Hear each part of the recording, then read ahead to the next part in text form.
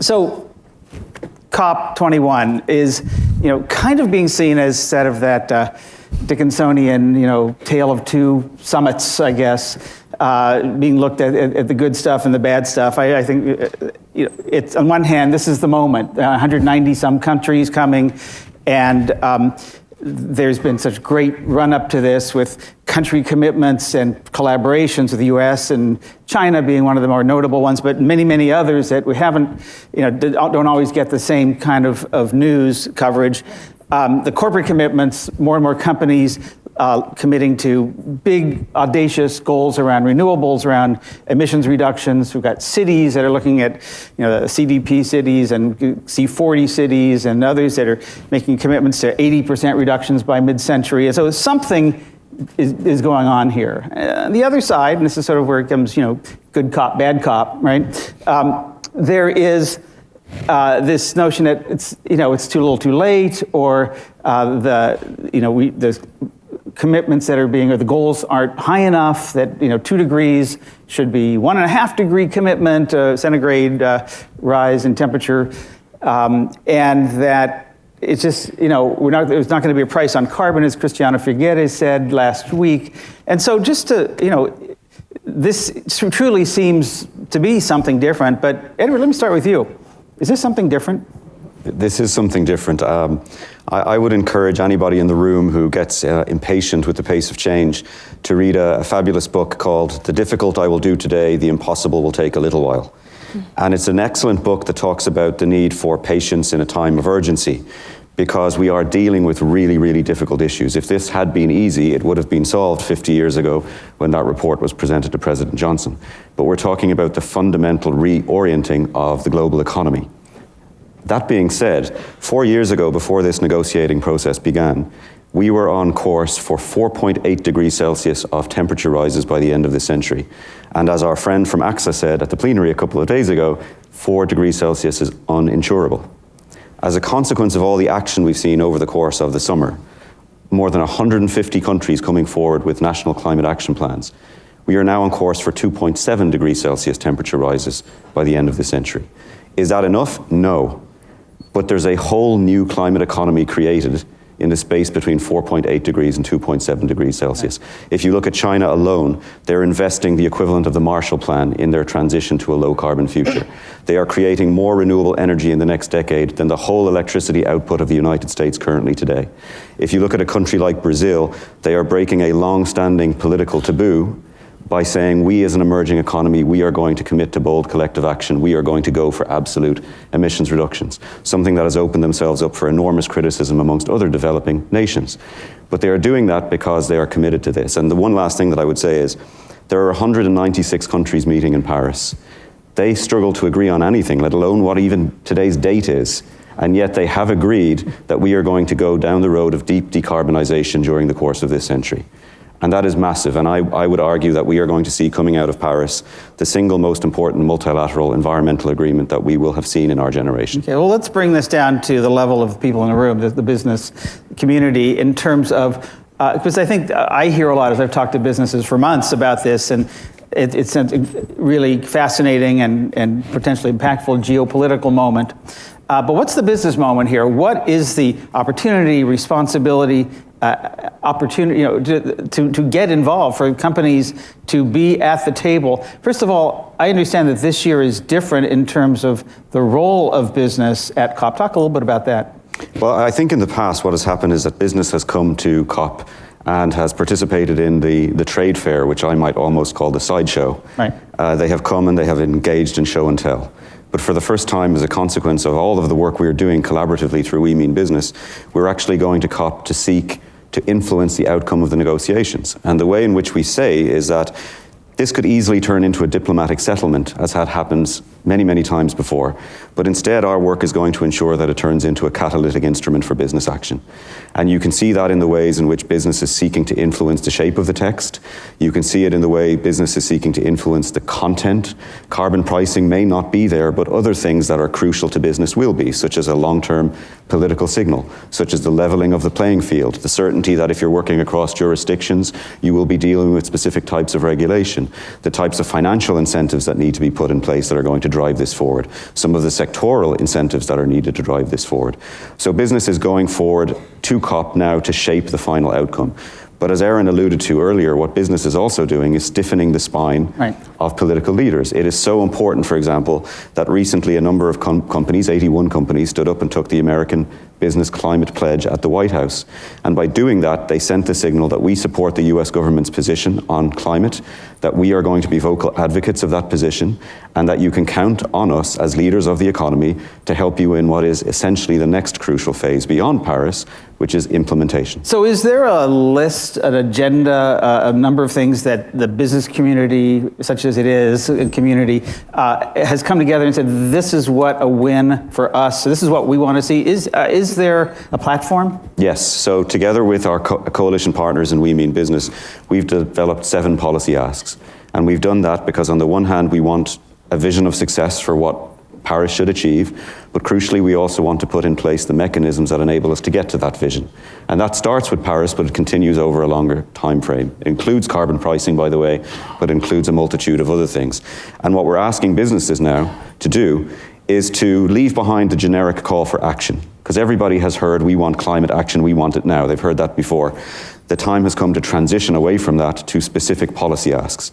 And over the course of the next week, we're actually going to be publishing a small document of about 22 pages in length that will serve as a script for businesses as they go to COP, so that they can specifically advocate for the catalytic agreement that they need to act. So Nigel, Aaron talked about this collaboration that's We Mean Business, and the just unprecedented, in many ways, success that it represents in terms of herding all of these organizational cats that represent a huge swath of the economy. Explain a little bit more granularly. What are you doing? What does BSR do within We Mean Business, and how does We Mean Business herd the cats? Right, thanks. I sometimes do feel like the chief cat herder, so good analogy. Well, I think the first thing to say is that really to acknowledge that We Mean Business is born out of a business need. It's really Hannah, who I'm glad to share the panel with, and Steve Howard, 2 very senior, well-respected chief sustainability officers, who basically brought a group of us together and said, we think we need to do better. Right, Steve Howard from IKEA. Steve Howard from IKEA, yeah. And as great as BSR is, as great as CDP is, as great as the World Business Council is, these are all relatively small organizations working with limited resources to try and transform a global economy, right? And so, and we realized that at a time of greatest need, in a sense, in the run-up to Paris, the risk of fragmentation of message and fragmentation of effort was one that we had to address. So that's the first thing. And that fragmentation can confuse businesses, right? If you've got to choose between 5 renewable energy commitment programs, unless you're really committed, the easiest decision is to say no. So in terms of building a movement, in terms of building momentum, actually collaborating and simplifying the landscape we felt was important. So what are we doing? We're really doing 3 things. One is founded on the belief that actually the majority of businesses understand the reality of climate change, understand the opportunities and the risks, and just want a good level policy playing field, but have been outshouted by the minority who see climate change predominantly as a business risk. We wanted to, first of all, give more voice to business leadership. We've done that in 2 ways. One, by simplifying the framework of what we see as real leadership commitments. And there in particular, we wanted to get away from the era when it was hard enough just to say we agree that climate change is real and we collectively agree that we'll do something about it. That's helpful politically up to a certain point, but we've gone beyond that now to the point where businesses need to, if they want to influence the overall framework, to make real, specific, public, accountable commitments as to what they're going to do on climate change. So putting that framework together, you've mentioned 100% renewable energy, eliminating deforestation from supply chains, science-based targets. There've been sessions on some of those at the conference this week. And then using those in a very targeted way, using that voice. We often talk about the left-hand, right-hand punch. The left hand of public leadership, and then the right hand of policy influence, and that the table stakes to be able to credibly try and influence policy have to be real leadership, not the time of we as business will move if and when policymakers do ... is passed, and then backing that up with really, really good coherent communication from all the partners. So it's great to see the progressive position getting in the ring with a 1-2 punch, but about the opponent, because I don't know, beyond say the U.S. Chamber of Commerce and and some of the organizations that it supports, its allies, in terms of trying to play down the risk and focus on business as usual. What is that? What is the opponent, if you will, like from the business interest? Or what are they doing, and how are you countering that? Counterpunching? Well, I think that voice is actually a lot quieter around the world than it was 5 years ago, helped by many things. I mean, there's a shift in the multilateral process. There's shifts in technology, right? It's much easier to believe in the low carbon future now when you look at, Pascal was talking yesterday about some of the exponentials and innovation and technology. I mean, 5 years ago, that was much more of a leap of faith to believe we would get grid parity on renewables. Now it's a matter of fact in many parts of the world. So the technological facts on the grounds have changed.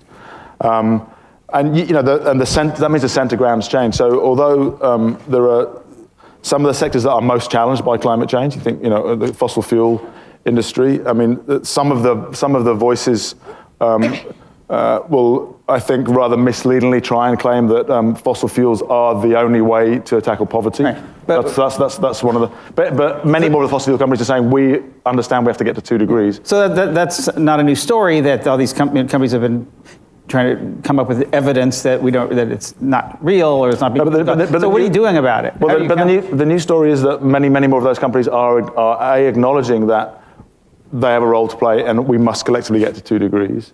So there's not really a strong opposition business. It's a much quieter opposition. I mean, I'm kind of sitting here with 4 weeks to go to Paris, kind of waiting for the game. Yeah.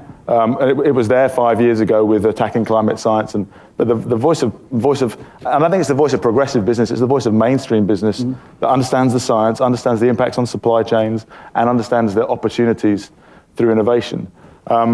I think that there are, of course, forces of resistance, but they are much quieter. And as Ed says, the policy commitments have totally changed the economic landscape of climate change in the next few years. So Hannah, you're a veteran of COPs and COP thinking. What are your plans for Paris? Well, so I attended Copenhagen and Cancun. Right. And for good luck, I think I might not attend Paris, because then it will actually be great. Actually, to be honest, I'm ambivalent about whether I actually need to attend or not. I think my work is in the lead up to COP and what happens the day after. Mm-hmm. And in the lead up, what's been very clear to us, and this is why we were so kind of happy to be part of this coalition, is what became very clear were a couple of things. Is we needed to create this platform that actually was a safer place for more businesses to voice what they were all talking about in the corridors and behind the scenes, which is this fundamental recognition that climate change is a growth question for us. It's about basically de-risking our ability to continue to grow as companies, and it's core to business. But the political environment that we were living in 3 to 5 years ago made that pretty contentious. And we needed to create a platform where more and more businesses would actually talk about why there's a business case for getting to a 2-degree trajectory or lower. So I think, number one, the job has been, how do you consolidate that into public-facing commitments that actually behind are really about growth strategies. And so our work going forward is going to be all about, frankly, getting done. We've got to get to 100% renewable and owned or operated by 2025 in a company that's on an incredible growth trajectory. That will not be easy, but it is achievable. And particularly when the cost curves are starting to go down, our CFO and our COO actually see it as really smart business and hedging mechanisms.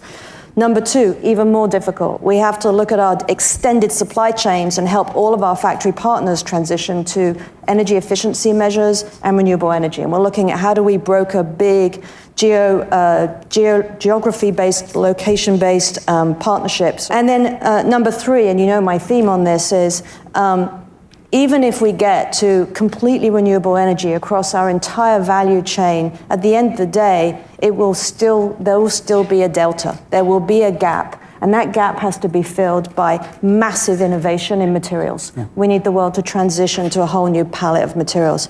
So for me, and for Nike, I absolutely believe that the voice of business needs to be at COP, but even more importantly, I believe the voice of business needs to be loud in the run-up to COP, to give those politicians the assurance that we have their backs when they make strong commitments. And then we need to move into action big time. Oh, well, let's talk about innovation a little bit. And by the way, I love the fact that I'm the only one on this panel with the odd accent. Just wanted to say. And I love that this is the first time, I think, pretty much, that I've been in a conference where 54% of the speakers are women. And I just want to say thank you. I'm disappointed that only one of the speakers is Irish, though. Yeah. Okay. Next time, Erin. All right. Any other facial here? No. Okay. All right. Everybody's got their thing. Innovation has been at the core. I mean, you are one of the very few, if maybe the only, senior executive in a company who has both sustainability and innovation in her title. You're the Chief Sustainability Officer and Vice President for Sustainability Accelerator? No, not even. No sustainability, just the innovation. I mean, for Innovation Accelerator. Innovation Accelerator. I knew that. Innovation Accelerator. Is that a thing, Innovation Accelerator? It's a thing. What is it? Big thing. Yeah. No, I mean, is that an organization within the organization? So basically, about 3 years ago, we picked up the sustainability team at Nike, and we basically picked it up out of where it was and sat it within a new advanced innovation set of functions. And then on top of that, we created a small ninja team called the Innovation Accelerator team that helps drive disruptive innovation strategies across all of Nike Inc., helps pilot and rapidly prototype new approaches to disruptive business models and new ways of working, and then also makes strategic investments in companies, whether it be through joint development agreements, joint ventures, equity, or even M&A. So that's a small ninja team. What's become fascinating is how, at the end of the day, I think that in about 3 to 5 years, it's going to become patently clear that if you are innovating without sustainability built into innovation, then you're not innovating. Right. And sustainability, as I've often said it, is just another innovation spelt the wrong way. These two things are exactly the same. And in fact, the practice of being a sustainability kind of in the movement of sustainability is enabling us to do innovation better and differently. So you've long been in the innovation game. That's a lot of what Nike is as a apparel, footwear, equipment company. How do you connect that to climate? How is that happening more, and how do you do that? Because I think that's a challenge that a lot of companies who are focus on innovation and whatever product, services, business model, innovation, but connecting that to the climate issue and seeing it therefore as a business imperative is hard. How are you doing that? Well, so I think about two things. How do I meet unmet needs? How do I give the consumer an unmet need? Something that they will delight in and revel in and want so intuitively that they will obsolete the past. And the second thing I think about is how do I anticipate friction so that I can eliminate it before it hits us? I think the Oracle CEO once said, I look for people that fix the unbroken. We are the people that fix the unbroken in other people's minds, because we've been going on about these sources of friction in our business models for the last 20 years. What does it mean to fix the unbroken? So think about this. Think about labor or environment in the supply chain. We collectively have been operating on globalized supply chains that were built in the early 70s as a model, which completely externalized any of the labor-related issues or any of the environmental impacts that supply chains could have. Well, if you actually start, which is the long journey we've all been on, to incorporate and think about your social and environmental impact, you realize that these systems are creating friction that actually are also indicators of new ways of doing business. You can transform and innovate your supply chain and actually be more productive and more profitable when you realize that if you solve the problem of women workers in the supply chain by investing capital in them, by paying them higher wages, you also get higher productivity, you get higher profitability, you get lower turnover. So we go out, I think actually a lot of what the sustainability movement has done, we've been the canary in the mine for what are actually fundamental business opportunities, which is make your business something that includes the triple bottom line, which is about profitability as well as sustainability, and actually you'll have a better business. And a lot of this takes, for any company, and this is something, Nigel, you've talked about at the cross-organizational level, so I'd love to hear from all of you on it's collaboration. You call it radical collaboration, and I'm sure you've got some similar thoughts on how to collaborate in a way, and this is one of those words that we talk about, and it's like innovation. We all talk about it and we think we do it, and nobody really knows exactly how to define it or what it takes to do well. So how are you finding that the opportunity to connect climate and innovation actually improves innovation and collaboration? So I'll give you a very concrete example, the Flyknit shoe, which we brought out. The question we asked ourselves was, how can we make a shoe that is lighter, that will enable people to run faster? And then we added an additional constraint based on our insight into what the future friction would be, which is, and how do we create a shoe that has almost eliminates the concept of waste, and in doing that, by the way, massively reduces its carbon budget for that shoe. And when you brought those two different things, how can we meet a consumer need and how can we solve a future friction, and you mash those things together, you reinvent shoes. And what you get is a shoe that is knitted, that actually wins golds in the Olympics and is now a major and significant part of our entire footwear platform, and is changing the way you think about shoes. And basically it's knitted. Play that out, because obviously, I mean, I know you're talking, thinking, and probably doing a lot that we don't know about yet in the circular economy. How does that then play out in terms of a circular model or a new business model or some other radical innovation? Absolutely, clearly. I mean, I think, you know, there's going to be what I call revolutionary innovations, which are really about how you take the current state of the world and revolutionize them with things like Flyknit. And then there are disruptive innovations, which is how do you get to an entirely closed loop shoe? And we've been talking about closed loops since I think 2000 or somewhere like that. And we are absolutely pushing forward with rethinking entire business models that start with this idea that waste is actually gold. Right. But is that, and I want to move down the line again, but is that, or how much of this is actually driven by climate? How does this connect that if climate wasn't an issue or COP wasn't happening, would you be doing this anyway? Yes, absolutely. We've been involved in reducing our carbon footprint for about as long as you and Aaron have known each other. It's a long time. It's a long time. 20th century. So we just commissioned a report from MIT.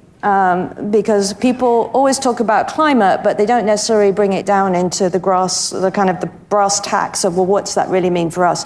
So quite a few factoids on our industry. The apparel industry, the use of polyester in 1 year is the equivalent to 185 coal plants and the emissions that they emit.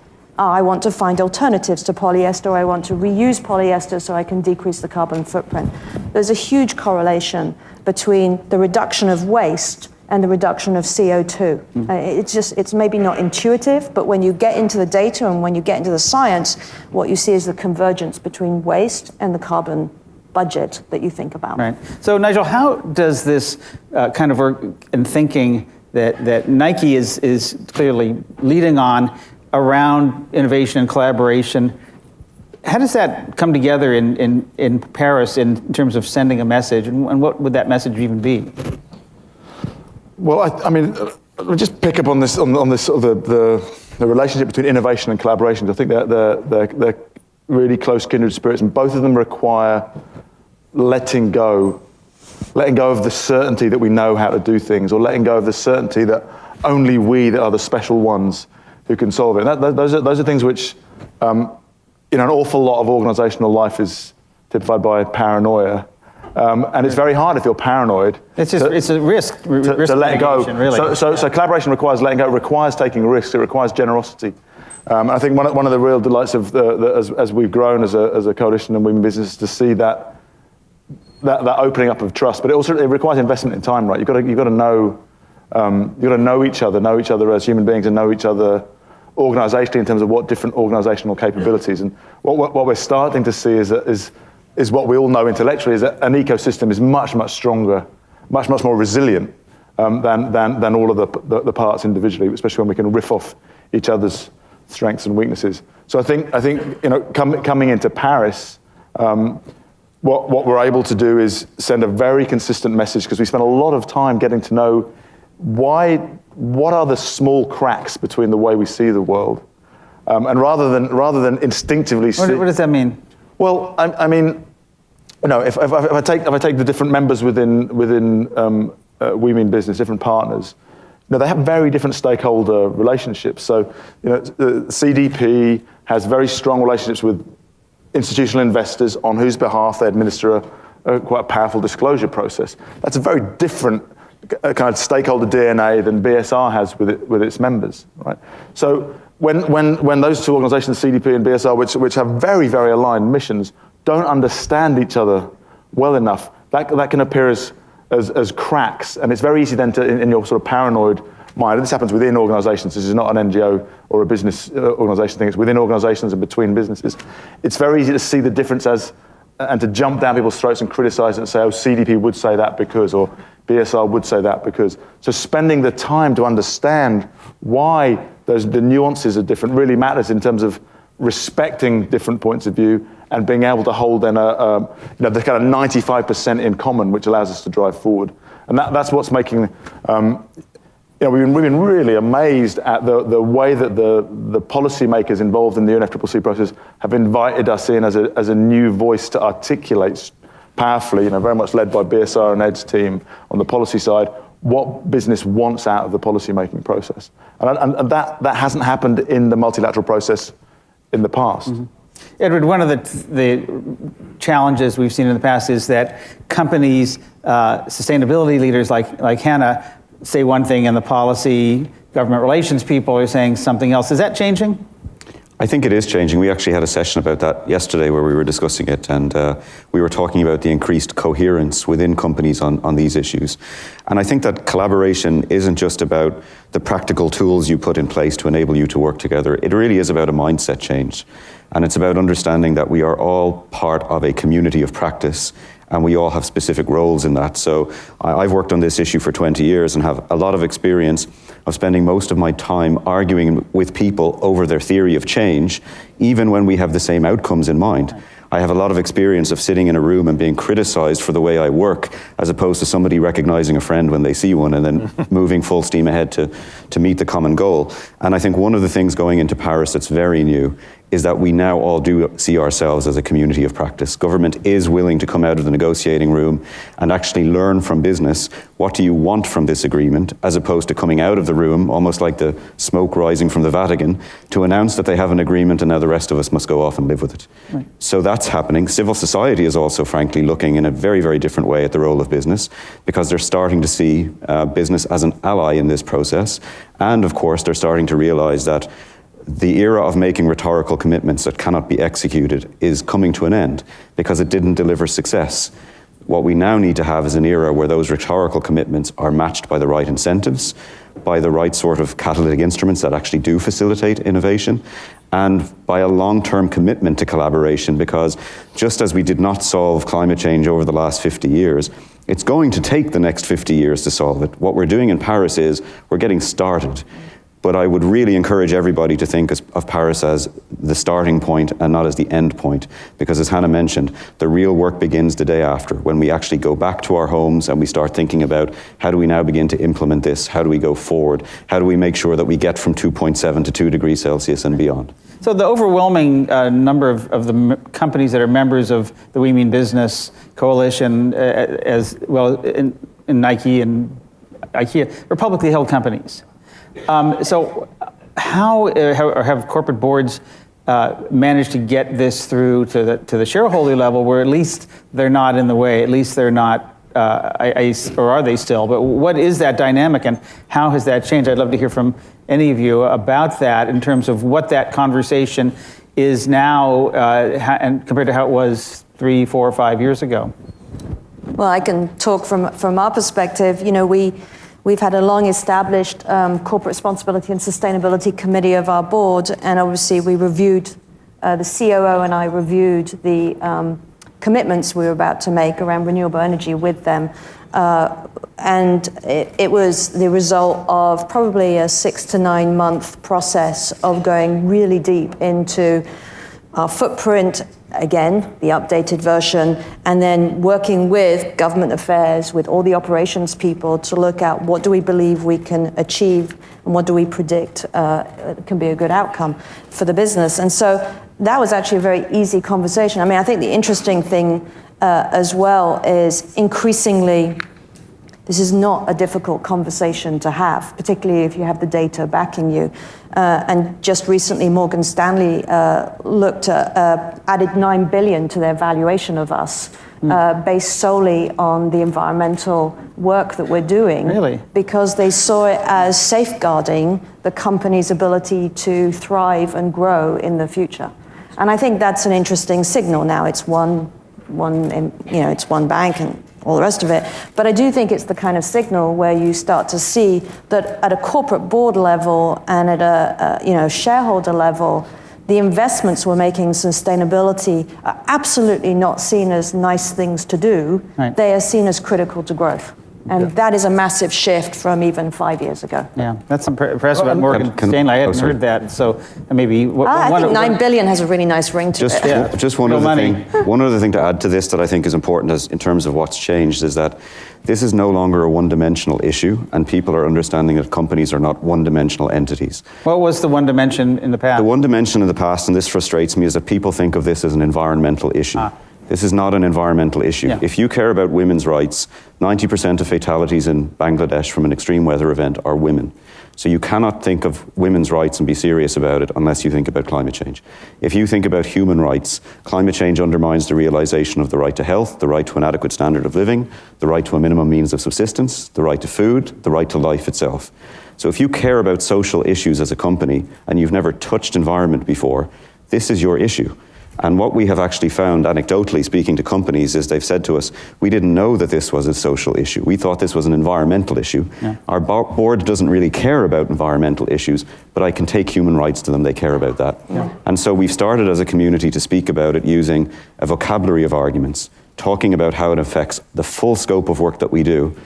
And building on that, I think there's this traditional outdated view that all businesses care about is the return on investment. Well, no, they also care about operational risk and opportunity. They care about reputational risk and brand value. They care about a whole suite of things that are now coming into play as a result of whether we either act or don't act on this issue. And I mean, I'll just build on that. This has become a mainstream investor issue, right? I mean, the division between real investing and SRI investing is increasingly blurred and evaporating as ESG issues are built into mainstream research. Now, we have all the evidence that the leading companies are getting better returns. The ones with bolder greenhouse gas reduction targets are getting higher internal rates of returns. The leading companies are getting some very similar to the metrics the ambassador was talking about on the women empowerment issue, right. Is that the evidence base is there. And now the data's there for mainstream analysts to use. And that allows the institutional behavior to change. I mean, we're talking about big paradigm shift in institutional behavior. So we now have just 2 examples. We have, this year for the first time, we had 2 of the major fossil fuel companies, BP and Shell, and as well as some others, being asked by a group of investors, mainstream investors, an initiative called Aiming for A, to be much more forthright about how they're going to thrive in a 2-degree policy world, because they've never addressed that issue before. And if you're an investor in those companies, it matters, right? Because it increasingly looks like the policy world is going to drive to 2 degrees. So at what point Do you make a decision on whether that company is making the right bets or not? And 98%, the boards of those companies supported that proxy shareholder resolution, which has never happened in the past, and 98% of shareholders supported that. And now, on the back of the 100% renewable energy program that the coalition have been supporting, we're now getting investors standing up at AGMs and saying, Mr. or Mrs. Chairman, when is our company going to commit to 100% renewable energy? It's good for business. Our peers are doing it. Our competitors are doing it. So that's radically different from 5 years ago. Yeah. So let's talk about the voice of business externally, not just within the board and the corporate ecosystem, but to the external world about the importance of this. So, for example, what's going on with institutional investors? Are they talking about this outside of analyst calls or their own meetings? Are they making this known to the world that they care about this, that they're looking at company valuation in new ways? And I want to talk about that, but then I want to talk about the voice of people in this room and how we want to make that heard and what the best way is to do that. But let's start with the investment community. I don't know, Nigel, you brought it up, but what are you seeing from them? Do you think they have an appetite to be more vocal in the public arena? The investors? Yes. Yeah, I mean, I think, yes, and again, the evidence is really clear. The hundreds of investors signing investor statements on climate change. Almost every day we're hearing about investors making bigger commitments to the level of green bonds they're going to underwrite, to the level of clean tech investment they're going to support, to the redeployment of assets away from high climate risk to low climate risk, whether that's couched as divest, invest, or as portfolio decarbonisation, or in other ways. And so we've been highlighting a lot of the great work of the investor groups as well in that. So that's all happening, and it's building momentum as we speak. So let's pause at that for a minute. Hannah, do you think that's enough, that signing full-page ads and statements is enough for companies to be doing, or should there be another level of engagement in terms of being vocal, in terms of senior management, obviously sustainability officers being out and more, showing up, standing up, speaking up, acting up on this? What do you want to see from companies beyond signing statements? I think that companies have two roles. One is to walk the talk, and the other is to talk the talk. In that order, probably. And in that order. Yeah. Yes, exactly. I think it's critical, and I think it will become even more critical. And I think that we need to send the signal that there's a new game in town, which is there's an emerging new low-carbon growth economy that is about to completely overshadow the sharing economy or all these other kind of economic waves that we've seen. And that if you're not riding that wave, you are a laggard and you're probably not doing your job in terms of what you should be doing as a business. So to me, it is about us coming together as business in that talk. I think it's incredibly helpful to have leaders stand up. And I think there have been leaders that have done that incredibly bravely, like Paul Polman, Richard Branson. You can name the people that have stood up from business and stood up alone. But one of our big goals was to complement those people by creating a platform where many, many businesses could come together and add their voice to create this sense of a real movement of change. And so I'd say, number one, just walk the walk. Like, it's really hard work. It really is. And no one should underestimate it, but it's great work and it's setting you up for the future. And then join RE100, join initiatives. And if your CEO wants to stand up, great.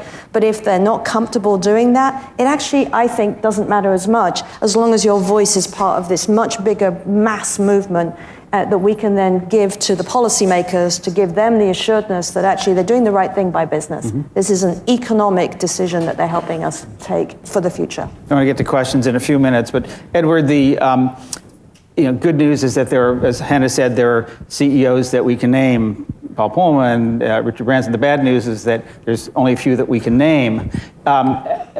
how is BSR working to help create a safe space, if you will, for senior management, whether CEOs or other executives in member companies, to get out and be vocal, again, beyond signing statements or joining a coalition? Well, the first thing I would say is they're not just signing statements. I mean, for these companies, and a number of them are in the room that we've worked with, to commit to absolute emissions reductions over the course of a 10-year period, that is major mobilization of their own finances. It's major mobilization within their own value chain. It is a commitment to new approaches to procurement. It involves putting together new partnerships around energy efficiency and renewable energy. So when they sign up to these commitments, and we have 7 commitments within the We Mean Business Coalition, they're following up on those commitments with real action. That isn't easy, but they're committed to it anyway. And they're leading by example. And so sometimes being able to stand up and give a nice speech is easy, but it's forgotten about 5 minutes later. Right. But if you have real action in your back pocket and you can go to someone and say, I'm delivering 28% emissions reductions, what have you got to show me? That's credibility. And that's far, far more important, I think, than signing up to any full-page ad or any rhetorical commitment. So I really just want to emphasize that they are doing that. Yeah. The second thing we're doing is that we are recognizing that there are legitimate constraints that prevent people from standing up publicly and saying these things. Without any disrespect to Paul Pullman and Unilever, it's a lot easier for a Dutchman to come out and say some of these things than it is for somebody in a Midwestern company in the United States that has many other policy issues that they have to deal with a hostile Congress. Yeah. So even though you might not see some of these people coming out and claiming a platform in the New York Times, you can trust that many of them increasingly now are having the conversations behind the scenes. Although we had a great example that proves the exception to that rule from the CEO of Cummins yesterday. I mean, incredible, full-throated voice for supporting not just climate but even regulation. So that's possible, and I do believe that. And there are some, historical moments in our world where CEOs did get up and be the first, or be, to speak out and speak up about this. And climate is an issue. I mean, before it's an issue. That was enough. Yeah. And then it was, all the progression that we all know. I want to get to some questions because I have a feeling there's a bunch out here. Do we have mics and everything ready to roll here? Great. Let's just get in a few questions, and I'll kind of come back and with some. Couple final questions. There's one right there in the northwest corner from where I'm sitting. Thank you. Hi, first of all, my name is Catherine Fritz, and I work for the International Center for Research on Women. And this has been such a fascinating conversation. What a really valuable panel. And I just don't want to pass up the opportunity to hear your wisdom on translating some of these issues around movement building and advocating around climate change to the previous discussion around women's rights and empowerment. Because it seems to me there's some tremendous parallels there, some of the lessons you've learned about that advocacy amongst companies. One of the things that we often hear from the private sector around women's empowerment is that they're very happy to kind of build capacity and provide opportunities, but really shy away from the public policy advocacy that could really start to bring some systematic change. So I'm just really interested in any parallels you see, lessons that we could take away from this conversation moving forward over the next coming years, where I think women's empowerment will really become one of these pivotal issues, or I'm hoping that it will. And just to broaden it a little bit, is what's happening in this coalition and this voice among companies on climate opening up collaboration on new issues like women and labor issues and the whole gamut of human rights and labor rights and other issues that BSR has been working on for a quarter century. Is that enabling a new kind of conversation, and are you connecting that specifically with women's issues? So I would say that there are 2 ways in which we can look at the issue, the nexus between women's empowerment issues and climate issues. I don't think they're mutually exclusive. But the first traditional issue is that you try to enhance the participation of women in policy-making processes. So for example, a number of years ago, I think it's about 3 years ago now, a decision was passed in the COP to mandate all national delegations to increase the number of women delegates they have on their negotiating teams. And that is a way of giving what is usually called input legitimacy, right? So you increase the quotas of women, and that is a way of contributing towards women's empowerment. I personally prefer to look at what's called output legitimacy, where you actually create a policy enabling environment that is conducive of women's empowerment and actually delivers real outcomes on the ground for women. So for example, women are the #1 most vulnerable constituency to climate change impacts in the world and to natural disasters more broadly in the world. And as I mentioned earlier, 90% of all fatalities to extreme weather events in Bangladesh are women. That's not just because they're exposed to climate risk, it's because they can't leave home without a male guardian. It's because many of them have never been taught how to swim. And when disaster strikes, very, very few of them can rebound because they don't have access to financial services and consequently don't have savings. So we can put in place a mechanism by reducing greenhouse gas emissions that minimizes that exposure to risk. But the other thing that we can do is we can think through how do you enhance the adaptive capacity of women, of indigenous peoples, of migrant workers, of people who are marginalized in our communities, by giving them all of the things that we in this room are absolutely terrific at, which is access. Access to goods and services, access to financial services. How do we give them access to decision making so that they can shape policy environments so that they're more conducive to their empowerment? How do we mobilize the finance through the adaptation fund so that it's targeted more towards women? But critically, how do we think of the non-climate issues, the issues of intersecting inequalities within society that actually make women vulnerable to begin with? And that's where you see the interface between the work we do on climate, for example, and the work we do through the HER project or the work we do on inclusive economies. So it's really about looking beyond climate and COP and looking at holistically how do we tackle these issues collectively. But we are very much doing that. I think maybe we actually, in our conversations as we began the We Mean Business adventure, we actually talked a lot about movements and looked back. In particular, some of us looked back at the LGBT movement and that amazing arc that goes from maybe the early 60s to the Supreme Court justice moment. And you just start going, well, how did that happen? And I think one of the unlocks in movement making as it pertains to business is to really hone in on how this is a central issue for business, not a periphery issue, but a central issue. How does this actually contribute to the growth of your business?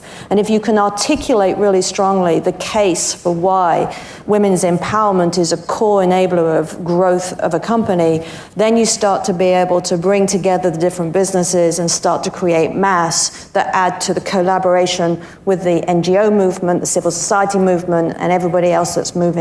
But I think when it comes to bringing business into this kind of the long arc of social change and environmental change, we have to ground it in what business does best, which is run their businesses and understand how to deliver for their shareholders. And as Layla said this morning, I fundamentally believe that those things are not a trade-off. They're actually about how you do better business. And I think once you can crack the code on that, you unlock huge power. Another question. Yeah, right back there.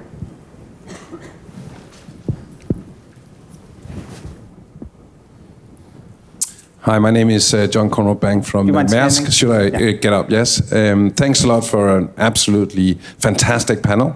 I have a question that's actually quite COP specific. I do share your views that the debate has changed really, and also from the Secretariat, this process of getting everybody on board. There is still, though, this discussion about whether the text will be legally binding or not. And I was interested in hearing your comments on the relative importance of that. There are also people that would say, well, it's not really important because countries are now moving along in a way that's tailored to their national interest. But yeah, I would appreciate your comments on the importance of that. I think that's you, Edward. Edward, then me, because I might disagree with him. Do you want to go first so I can No. with you? I want to go second. I'm not personally convinced that it is the big issue. I think going into any international negotiation, there are many, many things that you would like to have on your wish list, but then there's a smaller number of things that you absolutely must have. I don't think legally binding is a must-have. And the reason I don't think it's a must-have is because we had a legally binding Kyoto Protocol, but that didn't stop a number of countries from failing to put it towards ratification. Certain countries will remain nameless in that regard. It also didn't prevent a country like Canada from committing to it, ratifying, but then withdrawing from it. So I don't think legally binding is the difference between do we act or do we not act. I think it's far more important to think about, do we have the widest possible cooperation amongst all countries now in a way that we didn't have before? I think we have that. I think we have countries that are critical to this, like the United States, like China, like Brazil, like the European Union, increasingly India, who are not only committing to their own action, but they are role models that others begin to fall in behind. Once the US acts, Canada and Australia follow. Once Brazil acts, it becomes more difficult for other emerging economies to resist the temptation for absolute emissions reductions. And if you put in place a strong transparency mechanism, and if you have a strong opportunity over repeat 5-year cycles to actually come together as a global community and review whether people are honoring their commitments, I think that's sufficient to hold people accountable. And I actually think that going down the legal route is probably going to be self-destructing, because it will probably mean that we would need to submit it to the US Senate for ratification, that wouldn't happen, and as a consequence all the building blocks we've created start to fall apart. So my advice actually would, let's not go down that route, because it may end up being the wind that destroys all of the other winds. Well, that leads right into one of the two questions that I wanted to end with, which is, from each of you, what is a win? What will you be looking, when we talk at, on December 11th, the planned closing day, they don't always close that day, what will you be looking for to say that it worked, we won? Maybe I can start, because it sort of riffs off that. I think that first thing to say is that Paris isn't just about the text, right? It's really important. And there are certain things that we're really, really pushing for that we think are really important for businesses, like concretizing the long-term goals, so it's something more meaningful than staying within 2 degrees, which requires a lot of interpretation, like making sure we get 5-year, imagine only reviewing the goals every 10 years. How crazy is that from a business point of view? Or even a 5-year review which starts in 2025, 10 years away. Look at the rate of change of technology. So we really need a first review in 2018, 2019, 2020. But Paris, so there's the text, which most of the commentary is focused on. And for example, you mentioned Christiana Figueres, whose job is to land the text, but the field of play has been broadened. It's partly been broadened by inviting in non-state actors, so not into the multilateral process, but into the tent where voices influence the multilateral process. So they give confidence, they give air cover. So in this sense, there'll be a lot of CEOs turning up in Paris, making their commitments, reiterating their commitments, calling on policymakers to support them with their own commitments. And Ed knows that my favorite example of this is carbon pricing. So one of the reasons that Christiana Figueres goes on record to say that Paris won't deliver a price on carbon is because there's a lot of misguided thinking that assumes that everything is negotiated in the text. Yeah. And that text has to be agreed by 196 countries, which includes some Marxist countries, right, who won't agree to a very clear reference to a market mechanism as one of the key pillars of a solution. But we have this bottom-up process of intended nationally determined contributions, these 150 plus countries. And if you look at all the policy that's already out there, I just did the back of an envelope calculation. If you take the top 30 countries by GDP, by 2018, 86% of that GDP will have a carbon price in place. So Paris has already delivered a price on carbon, but it won't be in the text. Yeah. It's in the process around it. Yeah. So I completely, I'm obviously with these guys on that. I want to just reiterate the psychology of what Paris is going to unleash, which is there is a new game in town, and we're going to be in a race to growing into a low carbon economy. And what that will do is unleash innovation capital. It's going to unleash a whole new wave of startups and young entrepreneurs who don't have all these kind of assets to carry on their back. They can invent a new business model. They can invent a new technology. They can invent the markets of the future. So I think the most important thing for business is that Paris is a massive market signal that there is a whole new game in town, that if you want to continue to be a growth company or you want to be the entrepreneur of the future, then building businesses that take into account what it is to be 2 degrees is the way forward. Low carbon is no longer nice to do. I would say that we're already winning. Yeah. Right? It's not about going into Paris and saying, what does a win look like? We're already winning. Previously, we would have gone into COP saying, how do we avoid failure?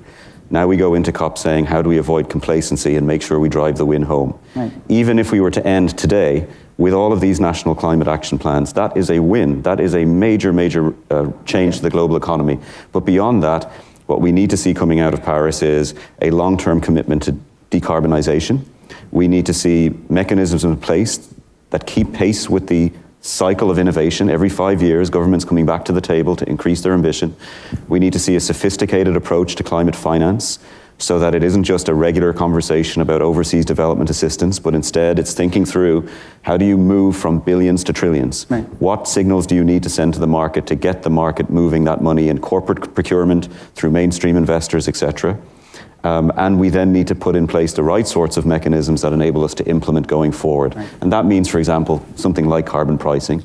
So we're pretty much out of time, but I really want to ask you in a sentence or three. It's this classic, what do you do Monday morning? What are you going to do on December 14th?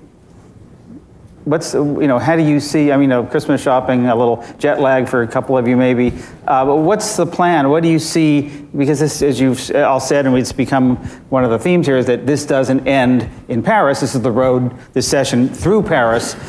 What do you see happening on the 14th? What's going to happen? Well, I'm just, I'm going to be reviewing submissions from the MIT Open Innovation Challenge that we launched around how do we change the world of materials. I'm going to be looking for new sustainable materials that I can invest in and bring into my supply chain and take out to my consumer. I'm going to be reviewing the work that we're doing to bring renewables into our supply chain, hopefully be in a negotiation by December the 15th with some potential partners for that in different countries. Do you want me to go on? No, as you said before, I think getting done, that's it. Okay. Nigel? Well, I think a few things. One is making sure that as we pivot to the beyond Paris moment, that there's an increasing emphasis on getting shit done, on action. So a lot of the great public commitments that have been made, will need support from peers and from the ecosystem around them, and they'll need accountability, so MRV, so action. Building momentum. We had some great conversations here from some of you who have not yet got to the position where you're ready to make clear, bold commitments, but are working on it. I'd encourage everybody, it's not like the opportunity to take a lead and to be public on that stops in Paris, so keep doing that. And then really important is a couple of areas that I think have been under-recognized in a lot of the plans. One is the need to really accelerate work on energy productivity. And the other one I think is, for me, one of the most exciting areas is electrification of vehicles. I'll tell you why. In the most bold, kind of institutionally recognized scenarios to 2050, the International Energy Agency 2-degree scenario, they only can get as ambitious as 40% of the vehicle fleet being electrified by 2050. Right. I just don't think we're going to get to 2050 with any internal combustion engines being built. You've got Apple and Google and people building cars, so faster and that's going to go much faster. Yeah, Edward? I'm going to reintroduce myself to my wife because she hasn't seen me for months. And I'm going to hope she doesn't want to see. She doesn't want to see me. No. After that, what I'm going to do is prepare for a huge volume of work, because the morning after Paris, companies in this room and elsewhere are going to realize that the economy has changed as a result of what we've done. And I think an awful lot of companies will be coming to us next year saying, now that these commitments are in place, how do we actually go about implementation? And I think the We Mean Business Coalition, our individual partners, BSR, will be there ready to help them. Yeah. And that means very little rest next year too. Great. Well, I hope your wife hangs in there for the next couple of years. We need you and we need her. Please join me in thanking Edward, Nigel, and Hannah.